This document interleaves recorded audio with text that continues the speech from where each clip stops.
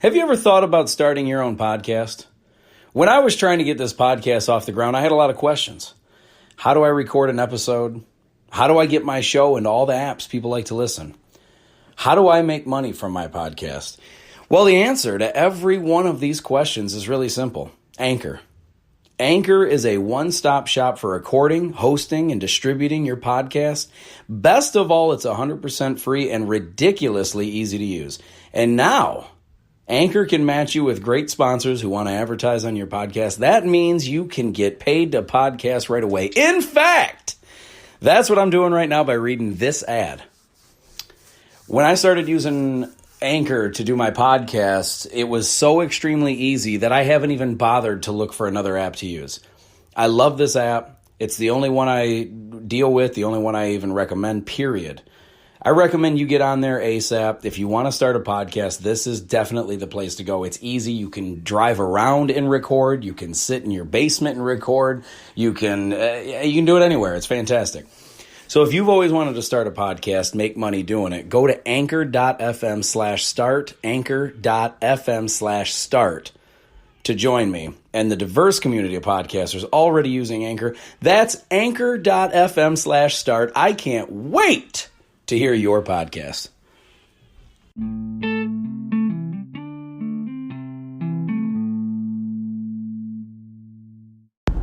What is going on, ladies and gentlemen? It's Adam Rich from the Really Rich Podcast, and I wanted to do a little talk about this whole election thing going on right now. This tomfoolery and this whole questioning whether or not, who the president really is. I know it's been, as of right this minute, it has been announced that Biden has won.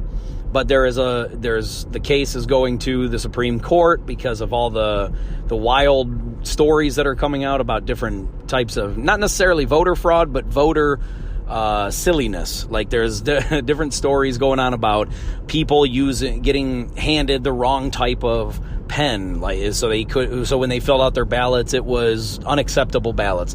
Then we have stories of people in the middle of the night receiving all these ballots after they said that they were going to stop counting. All of a sudden, hundreds of thousands, allegedly, ballots were somehow counted in that downtime of not counting.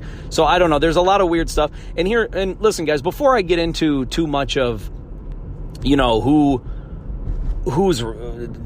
whether you like Trump or you like Biden, let me just first say, guys, whatever the outcome is, whether it's Trump or Biden, regardless who you rooted for, whether the guy you wanted is in, whether the guy you liked is not in, all I have to say is, do not let this become an excuse for why you are unhappy in your own life. Meaning, and I'm not saying that there's that either candidate can't make you unhappy. Here's what I am saying.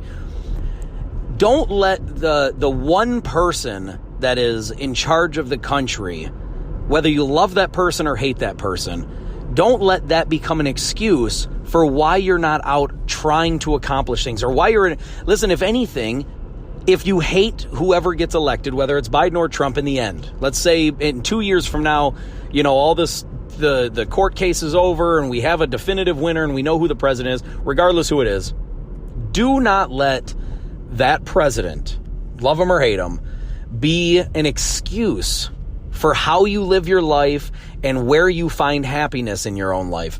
Don't let one person who doesn't even know who you are, let's be honest, that person doesn't even know who you are, Trump or Biden.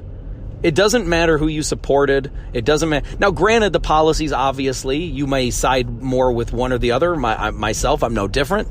But the point is this. I don't care whether or not Trump or Biden is in office. It is not going to stop me from at least trying to accomplish everything that I'm trying to accomplish.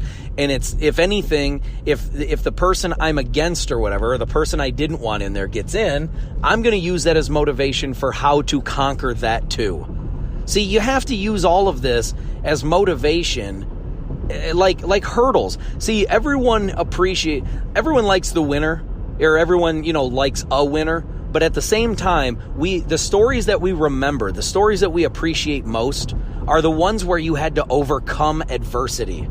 That is ultimately always more, I don't want to say palatable, but it's always more enticing. It's always more entertaining. It's always, I don't even know if it's definitely necessarily more relatable, but it's something that you see we root for. We root for the ones who had a lot go against them and they found a way to win anyway. That has always been the case. It's always been it always makes for a great story. And so here's what I will say to you. If the person that you didn't want getting elected ends up getting elected, then use that as another little piece, another chip on your shoulder, if you will. Even if you won't. But no, use that as a motivational tool. Use that as you know what? This is not who I wanted to get in there, but they got in there anyway. And you know what? I'm going to fight and I'm going to win regardless. I don't care if the person I didn't want is in office. I don't care if the person that I didn't like gets promoted above me. I don't care if the person I can't stand had more money than me growing up or had better opportunities than I did. Use what you have and find a way to win. That is the most impressive thing anyone can do.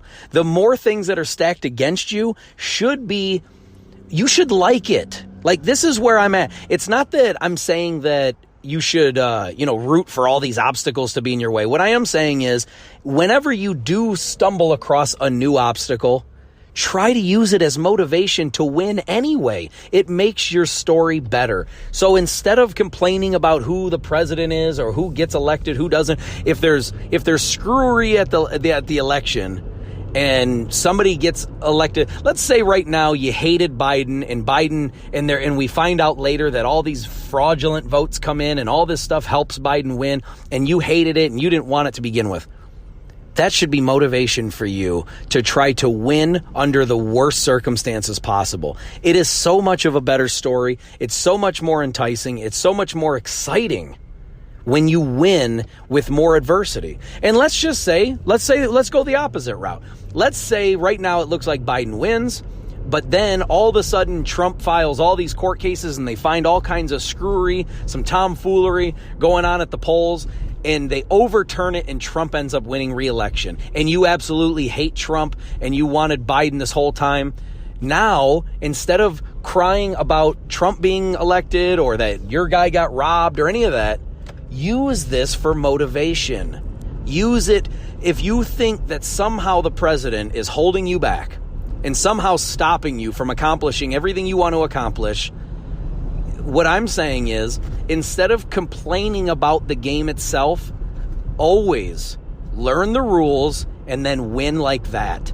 That has been my motto since I was young. Of course, we always like the easiest path, the easiest path, and the less adversity, the less difficulty. Of course, we all like things to be nice and smooth, and so we can just keep on going and get complacent and all that. It's always nice and sweet when things are just gifted right to you. It's always fun right there, like that. However, the things that have always made me feel the best is when I knew that all the odds were stacked against me and I still won anyway.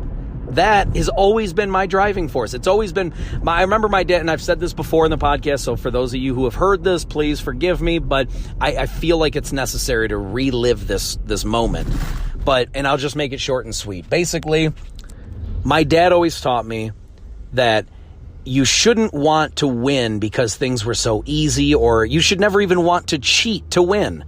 What you should want is to be so doggone good that even when your opponent cheats, you still win. That has always stuck with me because it is it's magical. It's such a great, wonderful, impressive feeling when you know that all the odds were stacked against you. They even cheated to take you out and you still win. Like, if Trump somehow comes back and wins this election, that to me, I love him or hate him, that is incredibly impressive, because even when the odds are stacked against you and somebody cheats to win, you still win. And listen, guys, to be fair, maybe Trump even cheated to win and Biden still beat him anyway. Maybe that's the real story here. I don't know. And nor do I care. All I'm saying is there are no excuses when it comes to your life and what you're trying to accomplish. Every single person on the face of the planet starts at a different starting line. No, not one of us starts at the exact same place. None of us.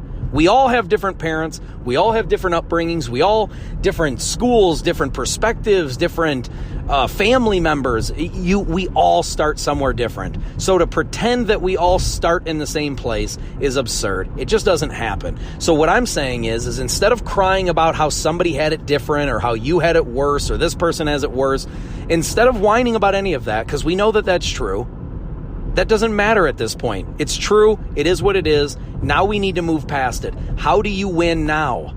How do you win anyway? That is what we need to be focused on.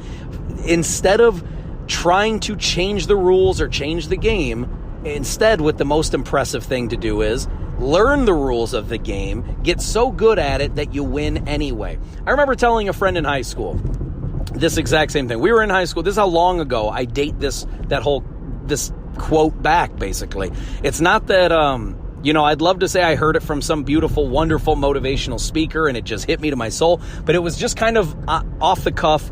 Me and a buddy of mine were talking, and I'll never forget it. We were at the pool hall, and we were just talking about how he had trouble getting girls because he didn't want to play games. This was his big thing. He always said, I don't want to play games. I don't want to play games. And I go, yeah, dude, nobody does. But that's just how we're in high school. The girls some girls at the time wanted to play these certain games if you want to date them or if you want to do more, and I won't get into too graphic detail. But the point is this. He said, I don't like the game. I'm not willing to play these games. And I said, I know. And that's why you're not getting anything from them. And he was like, well, I shouldn't have to. And I go, I agree. I totally agree you shouldn't have to. And you don't have to. That's the beautiful thing about it. You don't have to. But you're not going to change the system. So therefore, what you can do is instead of complaining about the rules of the game, instead of saying, I don't want to play these games, I don't want to do this, instead of crying about the rules and trying to change the rules, what you need to do is learn the rules and then get so good at this game that you win anyway. And I told him that while we were at the pool hall. I said, instead of complaining about the game, learn the rules of the game and then get so good that you win anyway. Beat them at their own game.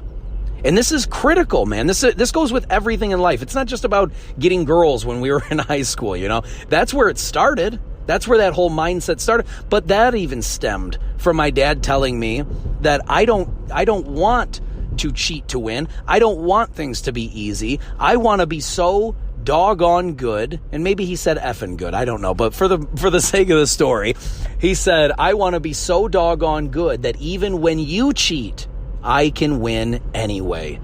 There's some power in that, people. So all I'm trying to say is this isn't really about the election so much. This isn't about your candidate and who you wanted to win or if they did win or if they didn't win. This is about being classy, being accountable, and owning it, whatever the rules are. Listen, I'll be the first to admit I was not a Biden supporter. I was not rooting for Biden. I did not vote for Biden. Okay? Let's get that out of the way. I don't think that makes me some kind of an evil human being. I don't think that makes me right. I don't think it makes me wrong. I think that my morals and my values just happen to align more with the policies that Trump was putting in place, not the person himself.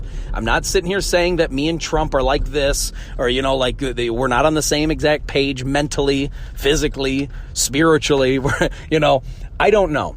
What I do know is that I did not vote for Biden, but I don't care. If Biden is the president, it is what it is. This is how the game is. And so instead of me crying about it and complaining about it and saying, no, it's wrong, it's rigged, it's this, maybe it is. I don't know. All I know is this. The courts are going to handle some things. It's going to take out, legal precedent is going to take place, and we're going to go through this whole system, this whole procedure, and whatever the outcome is whatever the outcome is. If Biden wins, Biden is our president. If Trump wins, Trump is our president. I don't really care. It's not going to change the way I look at my life and the things I'm trying to accomplish. It just means that there's a different guy in the office, a different set of rules are about to be put in place, a different guidelines, different game. A different game is about to be played. So instead of me crying about that, I'm accepting it and I'm saying, whatever the new rules are going to be, whatever the new game is going to be, I, myself, need to learn that game and get so good that that game can't beat me or the opponent can't beat me. I want to win regardless, and I'm going to do everything in my power to make that happen for me and my family. I'm going to try to learn what I need to learn, play how I need to play, and I'm going to try to win anyway, regardless if Trump's in there, regardless if Biden's in there, regardless if Hillary came back out of nowhere and she won it all. I don't care. The rules and the game is in place. It's time to play. With that being said, guys, I love you all. I hope that this message hit you. This is not about necessarily the election. I know that we're all on edge right now, waiting to see how all this plays out. That's fine. Whoever you voted for, you're fine. I don't care if you voted with the guy that I like or against the guy that I like. I don't care. That doesn't change how I feel about you. You are fine. We all have our own best interests at heart, and we're going to vote for what we believe is the best option for us, and I don't blame you for that. If that means Biden, cool. If that means Trump, cool. If that means whatever her name is, Jen Jorgensen or whatever it was, I don't care. I don't care if you wrote in Kanye. I don't care if you wrote in yourself. I love you all, and I want what's best for you, and that's why I do this. So whoever's in there, learn the rules of the game, and don't cry about it. Don't complain that you're getting cheated. Face your adversity. If you get a minor loss or a minor fail, if you lose the battle, who cares? Learn from that battle so you can eventually win the war. I love you guys, and I thank you so much. If you want to find me on any social media platform, most of them are all under It's Adam Rich. You can find me on Instagram, Twitter, TikTok. You can find me everywhere for It's Adam Rich. If you want to get a hold of me on LinkedIn, please, I encourage you to do that. You'll see me, Adam Rich, founder and host or whatever of Really Rich Podcast. And yeah, guys, I love you all, and I can't wait to talk to you. If you want to leave a voice message, you can do that through the Anchor app, so please go ahead and do that. And I can't wait to talk to you guys soon, all right? I love you all, and I hope everything happens well for you, regardless who is in office, regardless who you like, who you don't like.